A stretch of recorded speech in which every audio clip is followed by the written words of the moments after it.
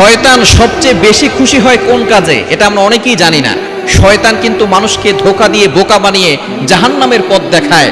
শয়তান যেই কাজগুলো করে তার ভিতরে সবচেয়ে বেশি খুশি হয় সংসার ভেঙে দিলে। কিন্তু দুঃখজনক হলেও সত্য, বর্তমানে অনেক স্বামী স্ত্রী তারা কিন্তু শয়তানের ধোঁকায় পড়ে বোকা হয়ে তারপরে সংসার ভেঙে দিচ্ছে। মনে রাখবেন, এই সংসার ভাঙলে শয়তান সবচেয়ে বেশি খুশি হয়। এজন্য শয়তানকে খুশি না করে আমরা আল্লাহকে খুশি করাবো। ছোটখাটো বিষয় নিয়ে টুকটাক ঝগড়া হবে, স্বামী স্ত্রীর ভিতরে কথা কাটাকাটি হবে, কিন্তু কখনো বিচ্ছেদের কথা বলবেন না, তালাক শব্দ উল্লেখ করবেন না। মনে রাখবেন, তালাক কিন্তু সব সমস্যার সমাধান নয়। স্ত্রী রেগে গেলে স্বামী চুপ থাকবেন, স্বামী রেগে গেলে স্ত্রী চুপ থাকবে। এটাই হচ্ছে ইসলামের একটি নির্দেশনা। এজন্য অবশ্যই আমাদেরকে সতর্ক থাকতে হবে। কখনো সংসার ভেঙে দেওয়ার চেষ্টা করবেন না। আপনি সবসময় সংসারটাকে জড়িয়ে দেওয়ার চেষ্টা করবেন, তাহলেই আল্লাহ খুশি হবে।